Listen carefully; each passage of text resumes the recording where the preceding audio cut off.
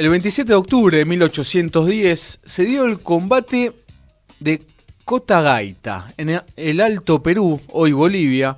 Fue el primer enfrentamiento entre la vanguardia del ejército auxiliar de la primera junta de las provincias del Río de la Plata y la vanguardia del ejército real del Virreinato del Perú.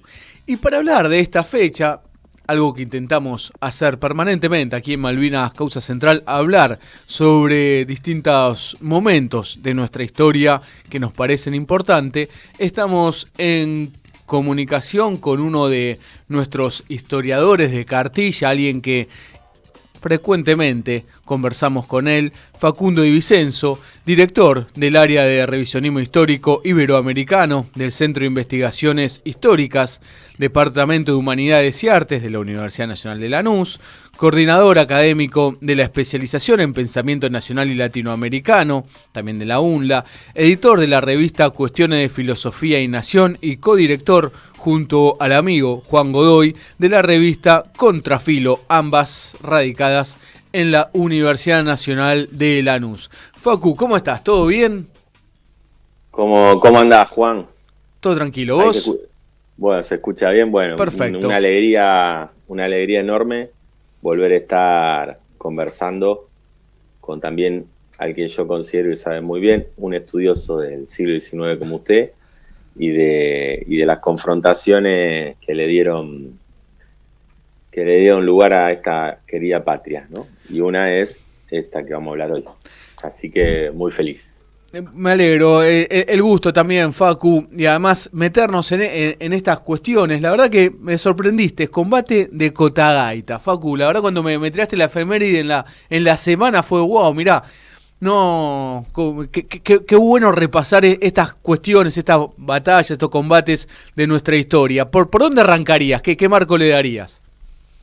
Sí, en realidad voy a decir una sorpresa, que bueno, ya no va a ser sorpresa para los oyentes. La idea era primero arrancar por una batalla que va a pasar dentro de muy poquito y ya, si me permite acá el amigo Juan, ya le ponemos fecha, porque en noviembre está la batalla de Suipacha, una batalla muy importante, digamos, que sería la batalla, ¿no? Porque comento el detrás de escena, ¿no? Claro. Juan me había comentado la idea de comenzar a darle un sentido de efeméride, ¿no? a nuestra columna de revisionismo, y encuentro que la batalla que viene ahora en noviembre, 7 de noviembre, se conmemora la batalla de Suipacha, que es una batalla en donde, bueno, entre ellos Martín Miguel de Güemes tiene un protagonismo importante y, bueno, donde estamos hablando de más de 1000 hombres de un lado y del otro, ¿no? De hombres y mujeres, porque también hay líderes mujeres en esa batalla que empiezan a aparecer en esto que es los conflictos en el Alto Perú. Pero antes de esa batalla, el primer enfrentamiento, como muy bien decía Juan, el primer enfrentamiento claro es el del combate de Cotagaita. Y me gustaría empezar por algo que a la gente que escucha quizás le gusta, digamos, y a todos los que estamos de alguna manera involucrados con temáticas vinculadas a las batallas, a las guerras, a la estrategia militar, a la geopolítica, que es un problema que se presenta incluso en las calles, ¿no? En las calles de nuestro Buenos Aires y en Bolivia también, que es, algunos le dicen batalla, otros le dicen combate. ¿Cuál es la diferencia entre combate y batalla? ¿Por qué es un combate? ¿Por qué no es un...? Algo muy frecuente eso, Facu, en distintas batallas o combates, ¿no? ¿Cuál es la diferencia? Que caemos todos, ¿no? En esa duda.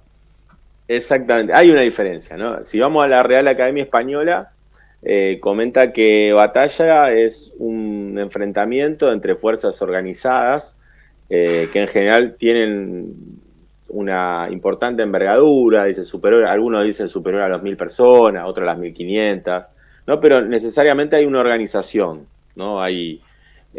Históricamente eran formaciones fijas que se enfrentaban disponiendo de una fecha determinada, un horario determinado, ¿no? En donde se iba a producir el conflicto. Esto lo hemos visto por ahí ahora un poco se ha desdibujado por la tecnología actual, ¿no? De radares y demás, donde uno ya sabe los movimientos de la tropa enemiga, ¿no? Pero en estos momentos, siglo XIX y antes también, ¿no? Recordemos que eran batallas muy, no sé si llamarle formales, pero se ponía un punto de encuentro, se ponía una fecha determinada, Claro. incluso el movimiento se daba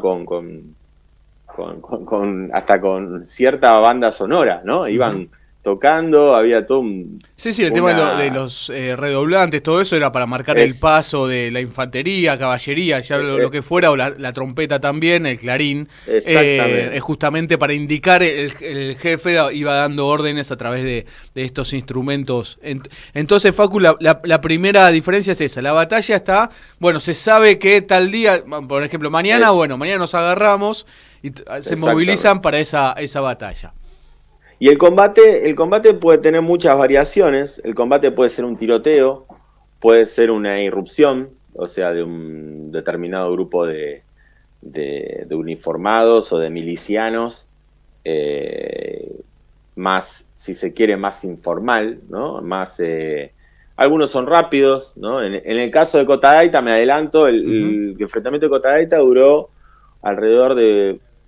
Hay 4 horas de tiroteo, o sea, y después hay movimientos de tropa que ahora vamos a ir tratando de precisar un poco, y que termina con, digamos, empezamos esperemos que sea una secuencia de hechos en efeméride con una derrota, lamentablemente, pero tampoco fue derrota, se retiran sin grandes, Ujú. Grandes pérdidas. grandes pérdidas. Vamos a ver de qué trató. Sí. Bueno, en principio tenemos que ubicar este proceso. Esto ocurre el 27 de octubre y es de alguna manera el primer enfrentamiento de cierta envergadura después del 25 de mayo de 1810. ¿No? El 25 de mayo de 1810 se declara la Revolución de Mayo, y a partir de ahí empezamos a ver cómo se manifiestan cuando envían esa propuesta de Junta Grande. Acordémonos que una vez que se produce la Revolución de Mayo empiezan a enviar chasquis para notificarse a las demás provincias de lo que había ocurrido en Buenos Aires. Rápidamente la campaña oriental con Gervasio Artigas se levanta a favor de la Revolución de Mayo y comienza un conflicto con Montevideo, que se declara realista. Córdoba con Liniers, que esto da para un momento, ya hemos hablado hace unos años de Liniers y vamos a volver en algún momento, pero Liniers vamos a ver que tiene un posicionamiento, si se quiere, si se quiere no, directamente a favor de los realistas, ¿no? O sea, y ahí vamos a tener un problema. Y después tenemos el Alto Perú, que el Alto Perú va a haber algunos lugares en donde se van a pronunciar a favor de la Revolución de Mayo y otros que están esperando a ver qué onda, ¿no? Para Claro. decirlo rápidamente. Y Facu, Tucu muy breve, pero no para meternos, sino también está bueno porque muchas veces pasa como rápido, ¿no? Se hace una junta que es continuando lo que pasaba en España, digo, contra la invasión de Napoleón, donde se organizan juntas y es que el pueblo empieza, en nombre del rey, pero a organizarse y a pedir, bueno, ahora queremos tener más decisiones. Bueno, en Buenos Aires pasa eso también. No es algo independentista inmediatamente, sino, bueno, seguimos dentro de esta estructura, es nuestra junta y queremos tener voz, voto, etcétera, etcétera, pero es un poco esa réplica, y ahí está, en lo que eran los realistas y lo que eran los juntistas. Exactamente, está buenísimo. Bueno, por eso está bueno charlar con usted, porque me va guiando bien No, no, dale. y no se pasa por alto cosas que son importantes, ¿no? Eso es justamente, ¿no? El proceso, hasta diría, ya los historiadores, incluso los historiadores de la academia, digamos, nosotros tenemos un conflicto, por así decirlo, historiográfico. Sabemos que la historiografía revisionista en general cruza a la historiografía liberal, ¿no? Que de cuño liberal, es muy, que de alguna manera esa historiografía de cuño liberal marida con la anglofilia, ¿no? O sea, Ujú. nunca le pegan a... Pero la historiografía académica ha tenido que aceptar que todo este proceso tampoco empieza en España, Claro. sino que el proceso en el Río de la Plata empieza con las invasiones inglesas, ¿no? Nosotros, a partir de las invasiones inglesas, algo que Mitre, lo tengo por ahí, a Mitre que lo volví a releer, algo que Mitre no señala, ¿no? Que el proceso que va a terminar en el 25 de mayo, pero que va a continuar con la guerra de la independencia, se inicia con las invasiones inglesas, ¿no? O sea, nuestro punto revolucionario se inicia con las invasiones inglesas, porque las invasiones inglesas son las que nos dan la posibilidad de tener milicianos, criollos, los que nos dan la posibilidad de empezar a tener personas que toman decisión, como Cornelio Saavedra, como Liniers, ¿no? Y empieza una dinámica propia, el proceso rioplatense, que sin duda, como bien decía acá el amigo Juan, se va a potenciar cuando se den las juntas en España. Acordémonos de lo que está pasando en España. En España Napoleón invade, desde Francia, invade España.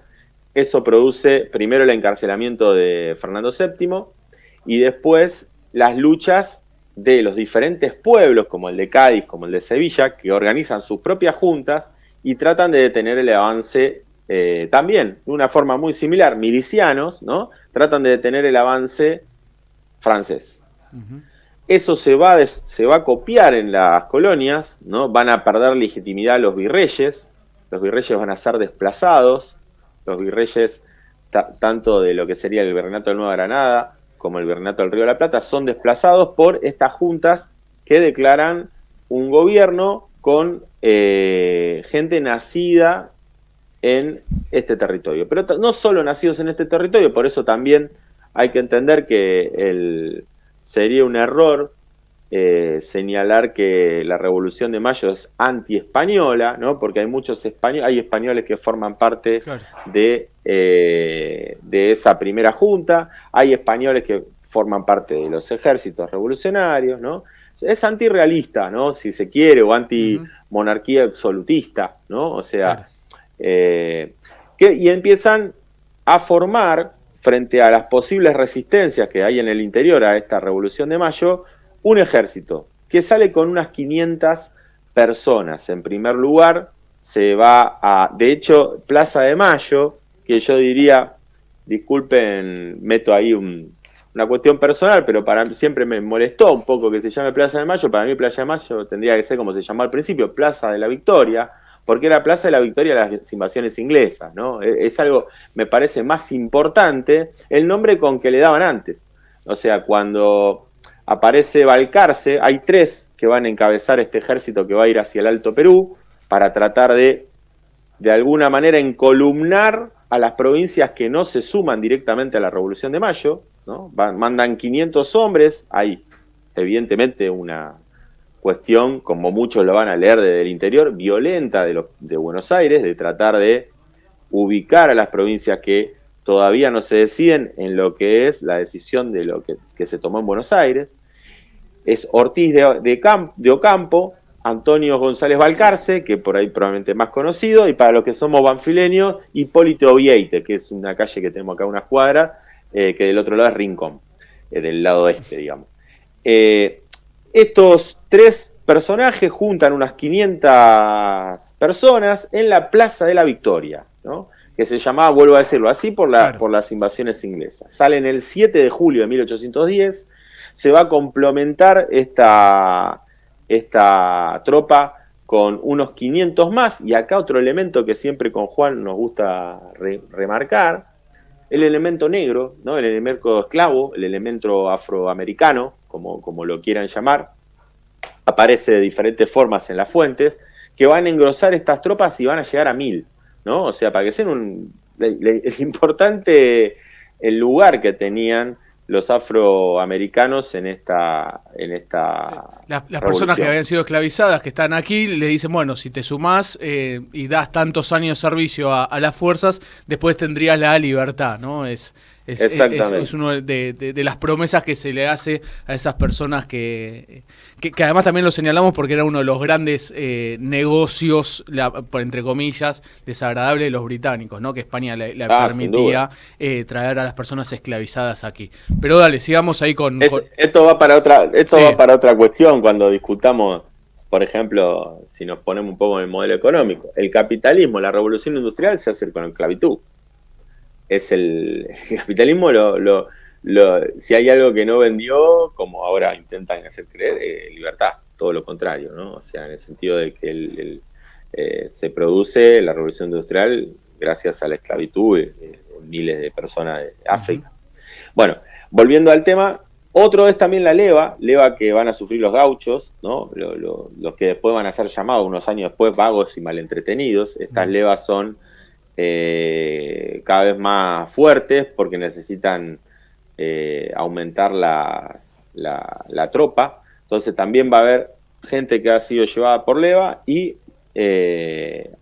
esclavos. Bueno, esta tropa sale el 7 de julio, no va a tener mucho problema por Santa Fe, que se va a adherir a la revolución, tampoco Entre Ríos, ¿no? Que si bien enganchan por el lado de Santa Fe, Entre Ríos acompaña y cede algo de tropa, pero cuando llega a Córdoba se encuentran con que Liniers, que esto lo repasaremos en otro momento, pues merece todo un estudio más detallado, Liniers hace un pronunciamiento a favor de Fernando VII, algo que es confuso también por la Revolución de Mayo, porque la Revolución de Mayo dice, nosotros estamos con Fernando VII, ¿no? Y va a pasar algo que es muy simpático, si se quiere, que son estas cartas que se empiezan a enviar, y que Liniers, muy pertinentemente, como después va a pasar, ya vamos a ver en el Alto Perú, le dice, si ustedes estaban por Fernando VII, no tenían que mandar 1000 hombres, manden un chasqui y listo, ¿para qué manden un ejército? ¿No? Como diciendo, si estamos todos en la misma, hay algo que no me cierra, ¿no? Claro. O sea, ahí es algo que va a pasar con Liniers, que dice, si ustedes están, ¿y por qué me mandan 1000 hombres? Es que estamos, no entiendo esa situación, ¿no? Bueno, lo que va a pasar en Córdoba va a seguir pasando después en Santiago del Estero y va a pasar después en Salta y Tucumán, que es que los porteños van avanzando, no hay enfrentamientos, ¿no? Sí, lo que se empieza a ver son pronunciamientos de algunas figuras secundarias de las zonas que empiezan a estar a favor de la revolución, y acá se da algo muy interesante que un historiador, digamos, de la academia, uno de los centrales de la academia, que es Tulio Alperindongui, trabaja muy bien, esto hay que decirlo, que es la reconfiguración de las élites que empieza a generar la Revolución de Mayo, ¿no? La Revolución de Mayo empieza a correr a funcionarios de la corona o a gente vinculada a funcionarios de la corona española, y empiezan a emerger otras figuras que aprovechan esta situación para empezar a tomar posiciones de poder.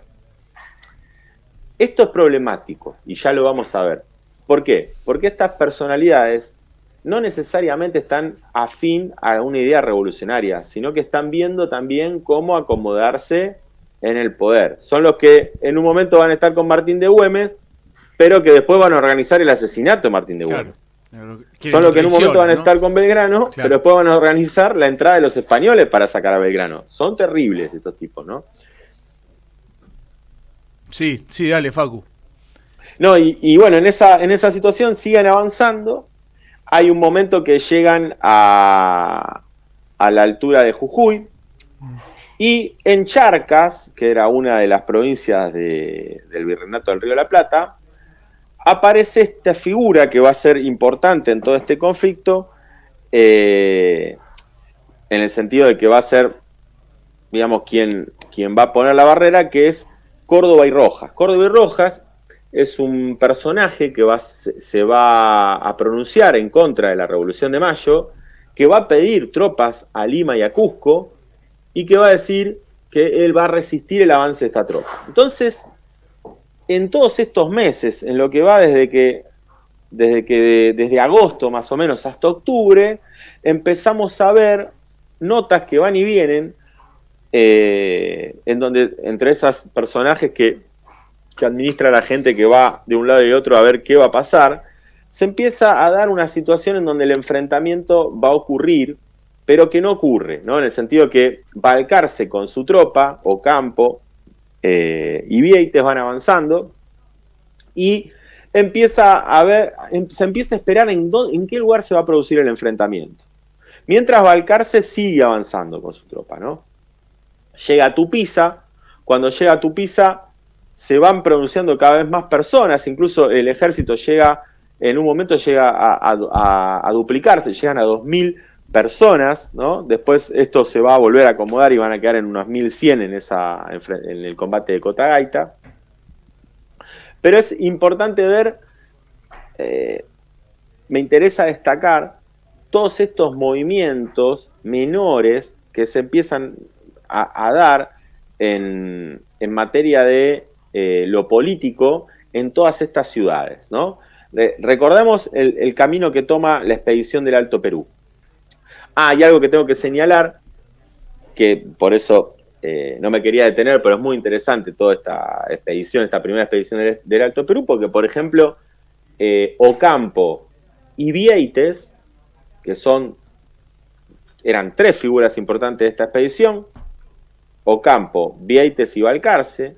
Ocampo y Vieites se niegan a fusilar a Liniers, ¿no? En Córdoba.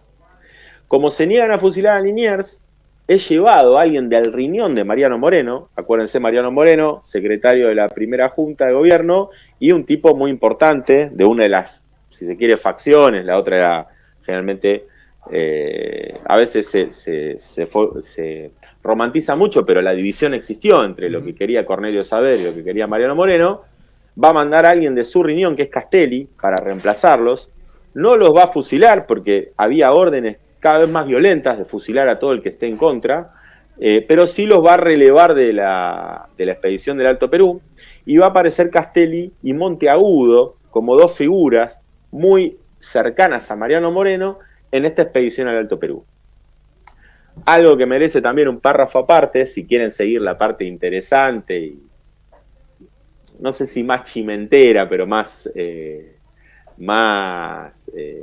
linda, ¿no? más divertida, son los escritos del general Paz. El general Paz forma parte de esta expedición al Alto Perú y empieza a ver todo esto, ¿no? Y el general Paz dice, llegó Castelli, este tipo está loco. Este tipo entró a la iglesia, se vistió de cura y empezó a dar un sermón. ¿Qué les pasa? Están locos, ¿no? Porque vienen estos tipos que son antirreligiosos, tanto Castelli como Monteagudo, que empiezan de alguna manera a tomar un sentimiento muy antiespañol, algo que el general Paz también en sus textos dice, es un error, nos vamos a poner en contra a todos los pueblos, ¿no? Y también empiezan a tomar medidas de un tono, ya como le van a decir después, robespierriano, ¿no? O de Revolución Francesa, ¿no? De hecho citan algunos autores franceses, ¿no? Se empieza a poner, digamos que muchos de los que están en la expedición al Alto Perú ven cómo se va radicalizando la revolución, pero para un lado que no era el inicial, por así decirlo, ¿no? Bueno, estos señores relevan a Ocampo y a Vieites y llegan a Tupiza. Cuando Balcarce llega a la ciudad de Tupiza, les iba a comentar, tengo acá un mapita, bueno, era Salta, Jujuy, Humahuaca, Nazareno, Suipacha y Tupiza, el avance del ejército del Alto Perú. O sea, los que tuvieron la oportunidad de visitar el norte, se deben guiar, porque por ahí va la ruta 9 de alguna manera, que es atravesar las quebradas, ¿no? Las quebradas de Humahuaca, las diferentes quebradas que por abajo pasa un río. Bueno, ese mismo camino es el que toma la expedición al Alto Perú. Y esa quebrada te lleva a un desfiladero muy angosto, digamos, estratégicamente un punto central para lo que sería una batalla, un combate, lo que fuera, militarmente hablando, ¿no? Hay lugares que son estratégicos. Militarmente hablando, es como, bueno, en Paraguay cuando se hablaban de la fortaleza Humaitá, ¿no? O sea, lugares que estratégicamente para defenderlos son buenísimos, ¿no? Claro. Y para atacarlos son sí, muy difíciles, claro. Sí, está bien. Inexpugnable. Y ahí ese lugar es Cotagaita, ¿no? Cotagaita. En Cotagaita, este señor que les mencioné. Descansá y toma agua mientras, Facu, te veo con el vaso de agua, tenés ganas de. Dale.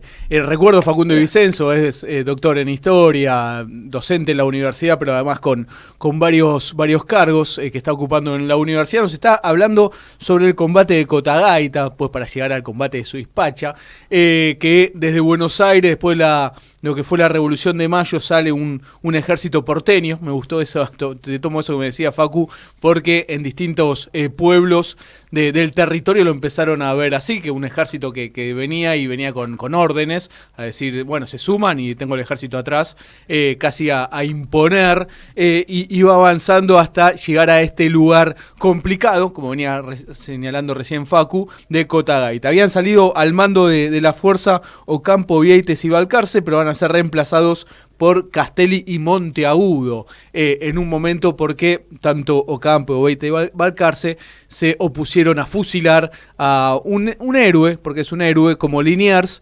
que fue un héroe por la reconquista de Buenos Aires en 1806. Dale, Facu, y ahí, a partir de este momento, ¿qué pasa? Están en ese lugar complicado. Y bueno, en ese lugar complicado comete un error, dicen, por ejemplo, yo todo esto para tener una idea, les recomiendo una autora sobre el lugar, que siempre con Juan también hacemos de recomendar, Sara Emilia Mata, una especialista en temas de Güemes, tengo el librito por ahí. Sara Después Emilia voy Mata. Voy al clásico Vicente Fidel López, que tiene el clásico, digamos, que hace un repaso interesante de la batalla de Cotagaita, y después el señor José María Rosa, ¿no? El Pepe Rosa, que en el capítulo de su historia argentina, y el tomo, el tomo 2, tiene como el tomo 2, 20 la y pico de revolución. El tomo 2. En el tomo 2 habla de la batalla de Cotagaita, ¿no? De ahí un poco saco todo y bueno, algunos textitos más. Bueno, ¿y qué pasa en ese momento? Todos estos autores están de acuerdo en que se comete un error, que es el siguiente: después de pasar por ese desfiladero muy peligroso, la tropa está cansada, la tropa necesita tomar agua, los caballos también, y la fortaleza de Cotagaita está delante del río, digamos. El río pasa por atrás y la fortaleza, que está entre dos desfiladeros, con gente apostada en las alturas, ¿no? Cerrando el desfiladero y atrás el río, o sea, tiene todo a favor. Claro. Le manda una notificación, o sea, en el sentido de acá, si se quiere, en términos, como lo hablamos al principio, se estaría armando una batalla, ¿no? En el sentido, bueno, a ver cuándo, qué vamos a pasar, qué es lo que va a pasar. La respuesta del otro lado, el lado realista, el lado de Córdoba y Rojas, es: vamos a ir con todo, retírense porque no queremos pactar absolutamente nada. Y hay un arrebato, como figura, y lo dice Vicente Fidel López, de Balcarce, en donde después que llega, lee como algo de un poco impulsivo, parece, que Balcarce no es un tipo impulsivo después, pero acá obra en forma impulsiva, lee la carta y dice: avancen, ¿no? Y en esa avanzada se inicia un tiroteo, pero la tropa, que esto lo vamos a ver lamentablemente sucesivamente hasta la llegada de San Martín, podemos decir, esta cuestión de cierta confusión, por lo menos los relatos aparece de esa manera. Hay algunos que van con los caballos a tomar agua, hay otros que se van a enfrentar, digamos, se produce un desorden en el avance de la tropa. Porque estamos hablando de los mandos no eran militares de carrera, o sea, no. el conocimiento era, por eso recién señalabas, hasta que llegue San Martín y ponga orden en esto, porque generalmente eran tipos que aprendían a combatir combatiendo, y con los errores que eso genera, que es la muerte de las personas, digo, mandar a morir a muchas personas. Exactamente. Del otro lado, como les había anticipado, hay gente apostada en las alturas. Sí. No son muchos, pero la nota que tomé, para dar una idea de qué estamos hablando, el ejército español ronda en unas 900 personas, 900 hombres, con un obús y 6 cañones, mientras que del lado revolucionario de Buenos Aires tenemos 1.100 hombres aproximadamente y 10 cañones. Pero la situación es tal que ni siquiera hay cañones, no se activan los cañones del lado patriota, o sea, del lado revolucionario, que eso es un gran error. ¿Por qué no se activan? Porque la tropa ya se había avanzado a tomar agua. Entonces, en el temor de que puedan ser volados por los aires por los cañones propios, bueno, eso genera una confusión. Así todo, hay algunos patriotas que logran tomar una posición de altura, pero no pueden resistir esas 4 horas de tiroteo, ¿no? Empieza un tiroteo de ida y vuelta, un tiroteo y cierta movimiento en las tropas españolas que empiezan a intentar un rodeo, o sea, logran penetrar por una de las, sería por la franja izquierda del desfiladero, y cuando Balcarce ve la posibilidad de ser rodeado, se retira de este combate, digamos, ¿no? Es muy poca la gente que, en teoría, para lo que van a ser después las otras batallas, la gente que se pierde. De hecho, se pierden más españoles que los revolucionarios, criollos, ¿no? Claro. O sea, 3 muertos del lado español, 6 heridos, ¿no? Del lado español. Y del lado nuestro se habla de 4 heridos, algunos hablan de un muerto. O sea, es poca para la cantidad de gente que había, es poca las pérdidas que hay. Pero esto es importante, y por qué lo traigo a colación, por esto que hablamos con Juan, es importante porque es el primer enfrentamiento real que tenemos en la Revolución de Mayo, ¿no? Que se produce entre 2 ejércitos. Es la primera vez que la cuestión de estas de cartas que van y vienen termina siendo ya un enfrentamiento en donde hay 2 tropas, unas que van a estar con las fuerzas que no quieren ningún gobierno de juntista, por así decirlo, mantienen las figuras tradicionales, o sea, mantienen las figuras, cuando uno dice las figuras tradicionales, son las figuras nombradas por los virreyes, son los que manejan las intendencias, o sea, sigue el orden colonial como lo conocíamos hasta ese momento, y después están los otros gobiernos revolucionarios que son nuevas autoridades, es gente que no había ejercido cargo o habían ejercido cargos menores, como el caso de, por ejemplo, Belgrano, y que ahora pasan a tener un rol relevante, ¿no? Entonces, este es el primer enfrentamiento. A partir de este momento, la cosa empieza ya a tomar otro color, en el sentido de que Balcarce se va a empezar a relacionar con gente vinculada al conocimiento de la región, como lo va a hacer, por ejemplo, Martín Miguel de Güemes. O sea, va a darse cuenta de esto algo de básico, ir... ¿no? Algo básico. Che, contame cómo es esto, dónde estamos, ubicame del lugar, porque tengo que mandar un ejército. Exacto, esto de a la carga barraca no funciona, claro. O sea, que es importante por eso. Cotagaita, esto lo dice Perón en Apunte de Historia Militar.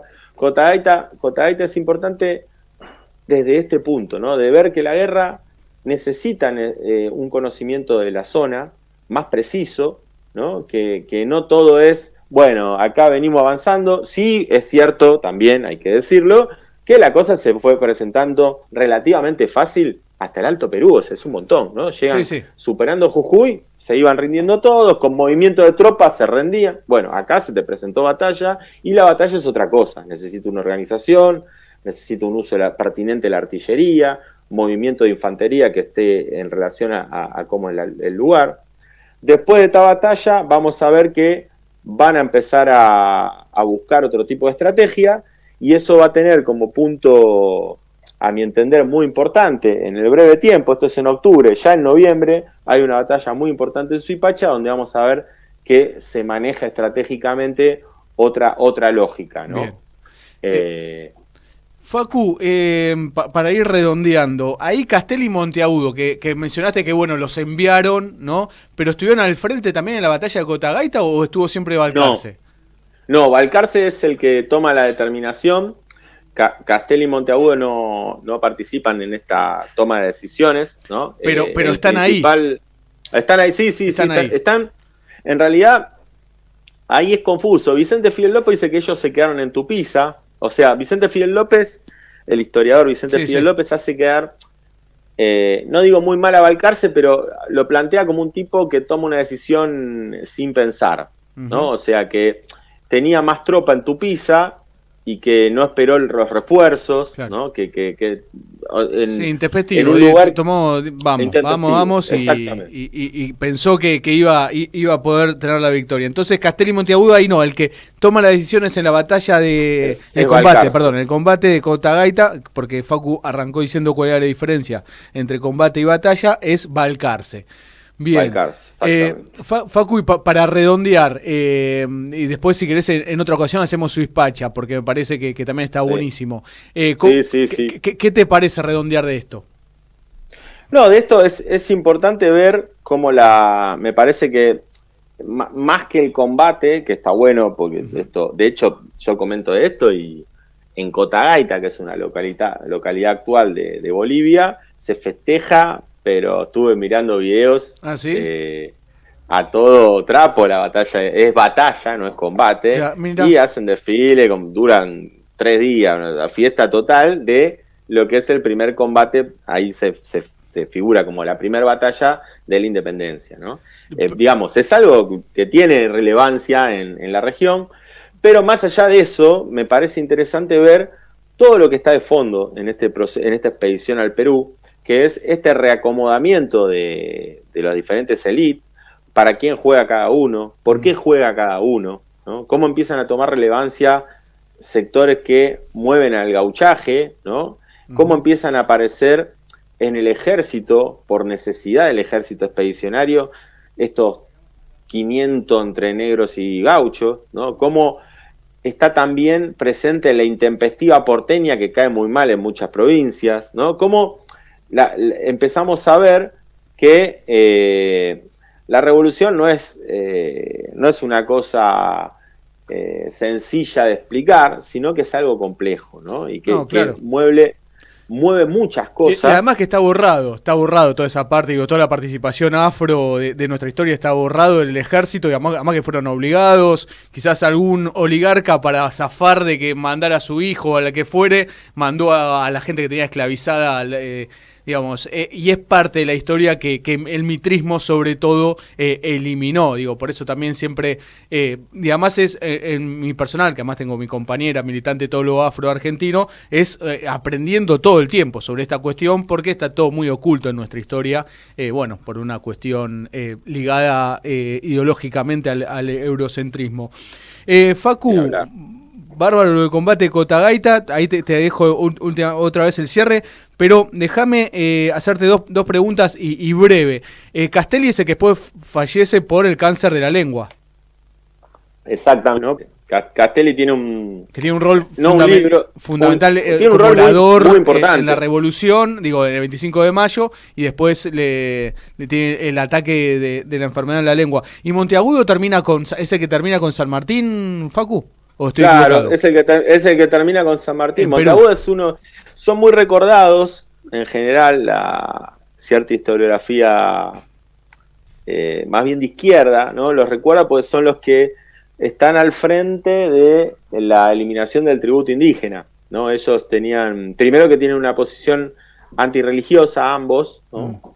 Tenían, por así decirlo, es la línea más vinculada con el contenido masónico, no por ser masones, que es algo que en uno de ellos no se pudo terminar de comprobar, pero sí por el lado de buscaban esta idea de liberar del yugo histórico que tuvieron los indios, ¿no? Tenían fueron muy recordados o muy reconocidos por ese ideario que ellos tenían, ¿no? O sea, en la escena revolucionaria. Y Balcarce después también va a tener una participación importante con San Martín. Balcarce va a tener Balcarce es después un tipo aparte, ¿no? Claro. O sea, va a tener también en los conflictos que tenga Artigas, ¿no? Lo vamos a ver deambulando en varios conflictos durante todos estos años. Hablamos un día de Balcarce, Facu, porque es estos personajes, ¿no? También. Sí, muy interesante. Que además que se dan vuelta cada rato, o estoy equivocado.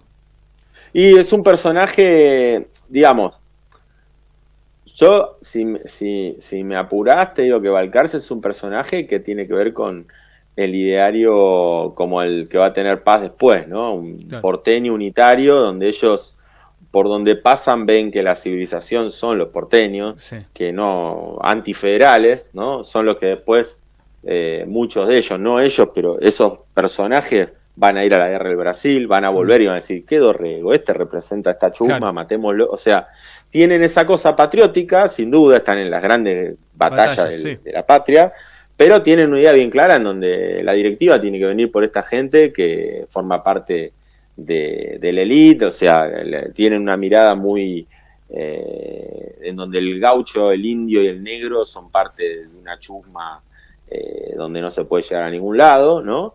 Y que utilizan de alguna manera a esos sectores como un objetivo como un elemento para lograr sus objetivos, Claro, ¿no? para sus Digamos que intereses. entran en esa. Es eso, un ideario totalmente diferente a San Martín, ¿no? Que San Martín era una revolución con todos adentro, Sí, ¿no? sí. O Belgrano, que era una revolución con todos adentro, Claro. ¿no? O sea, Facu, recuerdo, Facundo Vicenzo, director del área de revisionismo histórico iberoamericano del Centro de Investigaciones Históricas, Departamento de Humanidades y Artes de la Universidad Nacional de Lanús, coordinador académico de la especialización en Pensamiento Nacional y Latinoamericano, también de la UNLA, editor de la revista Cuestión de Filosofía y Nación y codirector con Juan Godoy de la revista Contrafilo, ambas radicadas en la Universidad Nacional de Lanús. Facu, doctor en Historia, bueno, un gran currículum. Facu, cerralo como vos quieras, todo tuyo. no, bueno, en principio me parece que está bueno iniciar este proceso, porque además viene todo en forma de efeméride, porque van pasando las cosas obviamente cronológicamente, así que bueno, esperemos que sea la primera de unas cuantas episodios. Empezamos con el combate Cotagaita, y si le parece a la audiencia acá, al amigo Juan, seguiremos con la batalla de Suipacha, que es el episodio que viene ahora nomás en noviembre. Y si no les parece a nosotros dos que nos gusta, vos como doctor en Historia y yo como un aficionado de la historia de aprender, a mí me encanta, así favor. que lo vamos a seguir Buenísimo. haciendo. Facu, fuerte abrazo, muchísimas gracias Facu, y estamos en contacto. Abrazo enorme. Muchas gracias. Saludos.